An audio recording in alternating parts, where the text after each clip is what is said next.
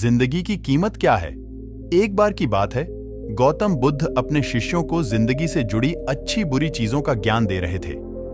सभी शिष्य उनकी बातों को बहुत ध्यान से सुन रहे थे।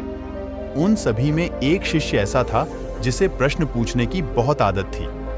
वो उठकर गौतम बुद्ध के पास गया और उनसे बोला, आप हमें जिंदगी के बारे में जो कुछ सिखा रहे हैं, उस सब का क्या फायदा? क्योंकि हम में से बहुत से बच्चों को ये भी नहीं पता कि हमारे जीवन का मूल्य क्या है और ये जीवन हमारे लिए कितना कीमती है।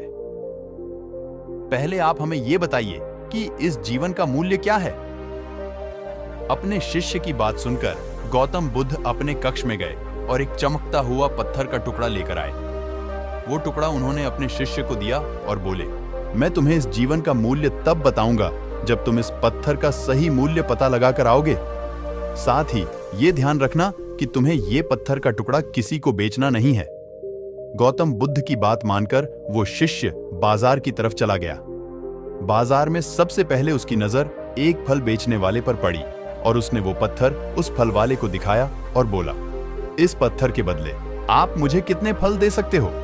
फल वाला बोला, ये पत्थर कुछ खास तो नहीं है, लेकिन फिर भी इसके बदले में तुम्हें 10 केले दे सकता हूं। वो शिष्य उस पत्थर को लेकर आगे चला गया। फिर उसे एक सब्जी वाला मिला। शिष्य ने उस सब्जी वाले से उस पत्थर की कीमत पूछी।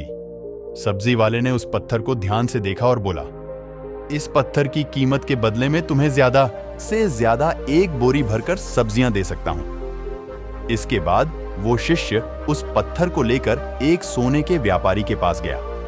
उस पत्थर की टुकड़े की चमक देखते ही उस सुनार ने उसकी कीमत 100 सोने के सिक्के लगाई। शिष्य ने वो टुकड़ा बेचने से मना किया तो वो सुनार उसके बदले 200 सोने के सिक्के देने को भी राजी हो गया, लेकिन शिष्य ने वो पत्थर नहीं बेचा। इसके बाद वो शिष्य एक हीरों के व्यापारी के पास गया और उनके सामने उसने वो पत्थर के टुकड़े को रख दिया।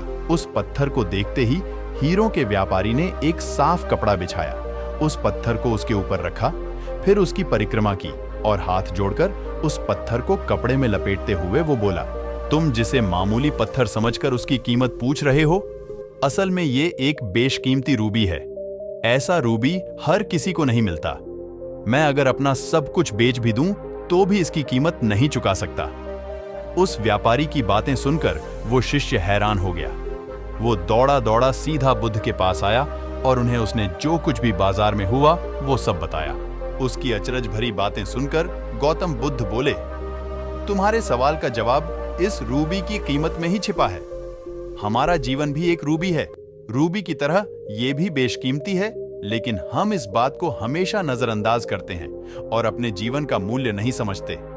हम दूसरों को देखकर और उनके जैसा जीवन जीने की कोशिश में अपने जीवन की कीमत को कम कर देते हैं। हम ये सोचते हैं कि हमारी जिंदगी की कीमत वही है जो दूसरे हमें बताते हैं, लेकिन ये बात हमेशा ध्यान रखना कि सामने वाला अपनी हैसियत, बुद्धि और अपनी समझ के हिसाब से तुम्हारी कीमत लगाता है।